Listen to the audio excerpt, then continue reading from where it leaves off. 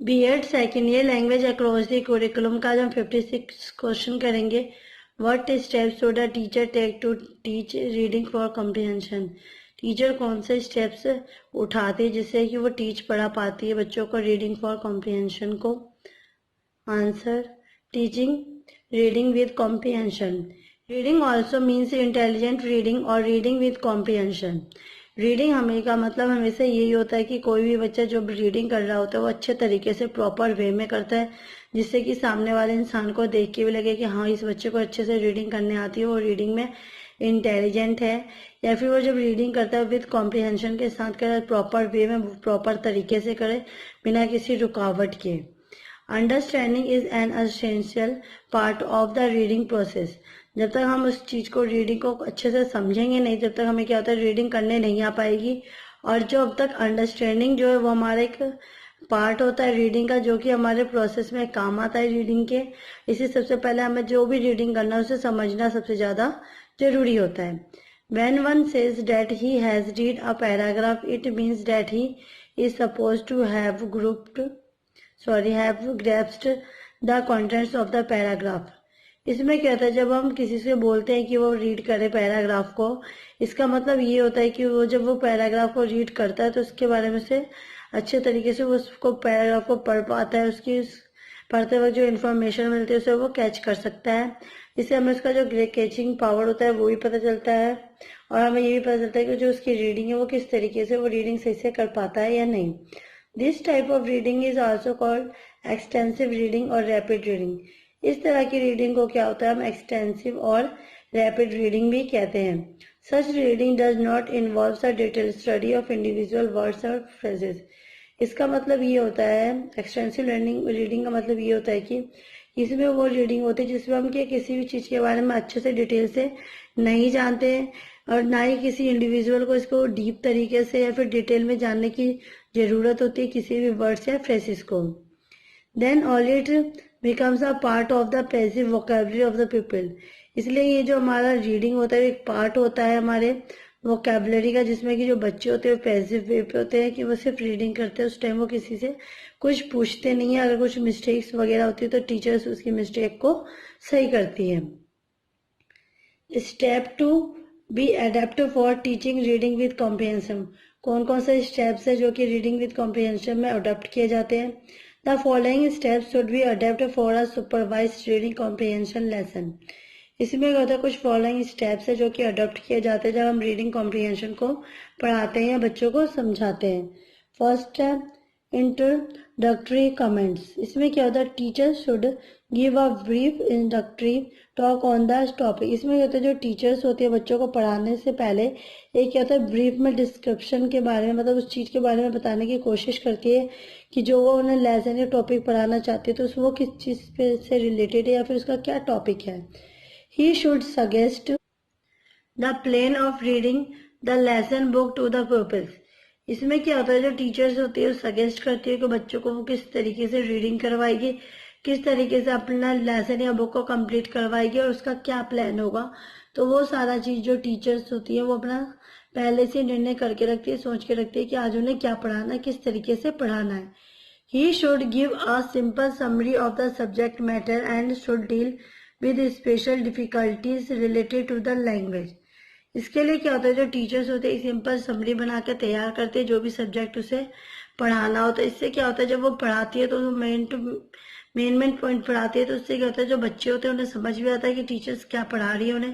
Plus में वो इन summary से पॉइंट से क्या होता है हिसाब लगा लेते हैं कि उस चैप्टर या लेसन में क्या होने वाला है। उसके बाद जो भी डिफिकल्ट वर्ड्स या डिफिकल्ट लैंग्वेज होती है उससे रिलेटेड उस चीज को टीचर्स क्या होता है बाद में अच्छे से समझाती है, जिससे कि बच्चे को प्रॉपर तरीके से समझ आ जाए।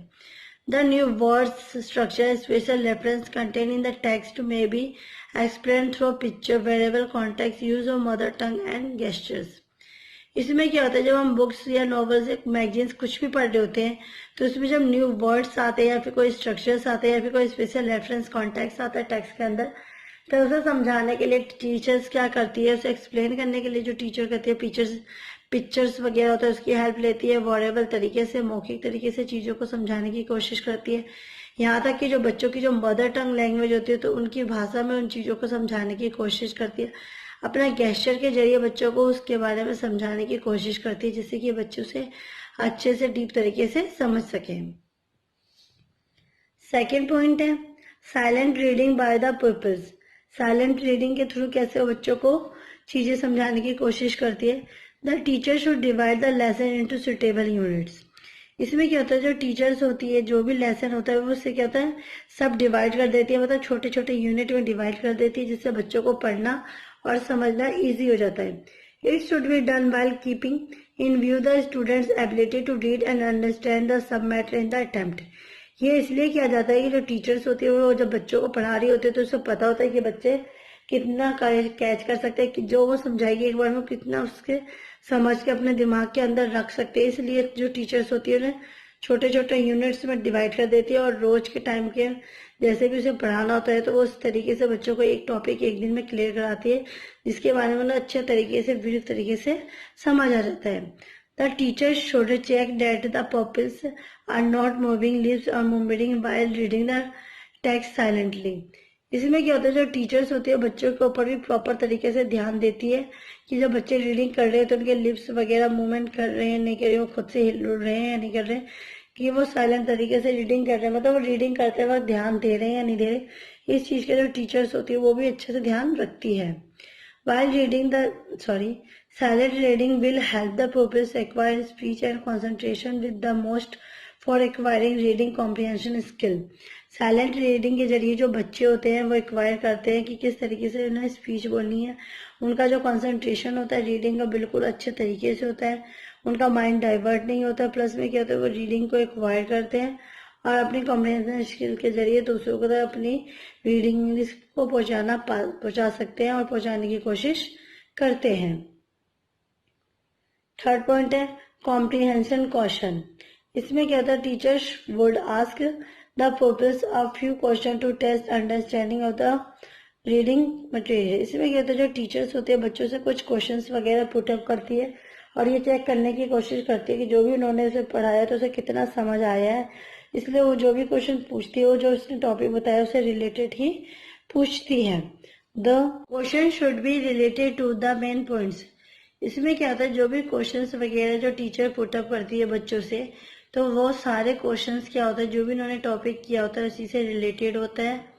The aim of reading with comprehension is not only to get the facts and sequence of events but also the ability to observe the relationship between facts and to arrive at an inference based on the given facts.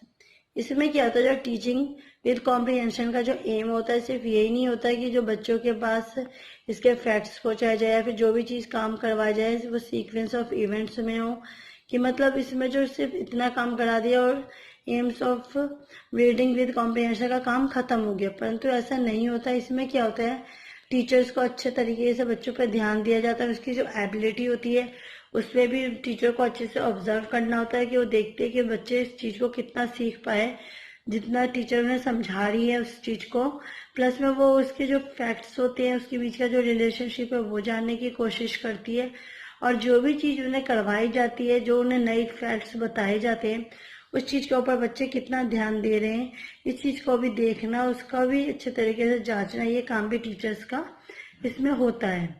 Here the teacher should ask comprehension question having short answer and one word question.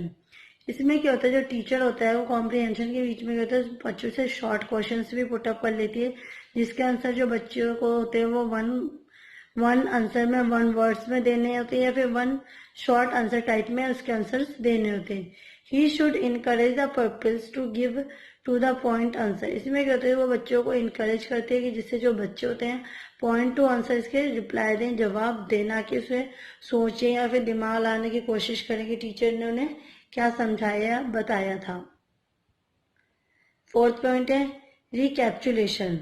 When the students have finished all the units, इसमें क्या होता है, जब बच्चों का जब पूरा unit का काम खत्म हो जाता है उसके बाद जो teacher is free to test their comprehension of the subject matter in a variety of ways. इसमें क्या होता है, जब टीचर्स जब फ्री हो जाती है, जो भी उसका वर्क होता है वो कंप्लीट हो जाता है, उसके बाद जो टीचर्स होती है बच्चों का टेस्ट लेती है, जो भी उसने बच्चों को पढ़ाया होता है, और जो टेस्ट का जो पैटर्न होता है वो भी डिफरेंट तरीके का होता है। वो अलग अलग तरीके से बच्चों से क्वेश्चन वगैरह पुटअप करती है, ऑरल या रिटन वे में भी क्वेश्चन आंसर का टेस्ट लेती है। He can ask them general questions such as narrate the story or summarize the passage. इसमें क्या होता है, वो जनरल क्वेश्चन आंसर ही पुट अप करती है और जनरली चीजें पूछने की कोशिश करती है जो भी उस पैसेज में होता है, जैसे कि जो नरेटर था वो स्टोरी में कौन था, या फिर इस स्टोरी या पैसेज का क्या समराइज, क्या समरी निकला वो बताइए। Students may be asked to describe orally or in writing the events or characters they have liked most. और इसमें क्या होता है, जो बच्चे होते हैं उसे ओरल तरीके से या फिर लिख के टीचर्स को इसका आंसर देते हैं, प्लस में वो उस कैरेक्टर के बारे में बताना पसंद करते हैं जो भी कैरेक्टर उन्हें सबसे ज़्यादा पसंद आया।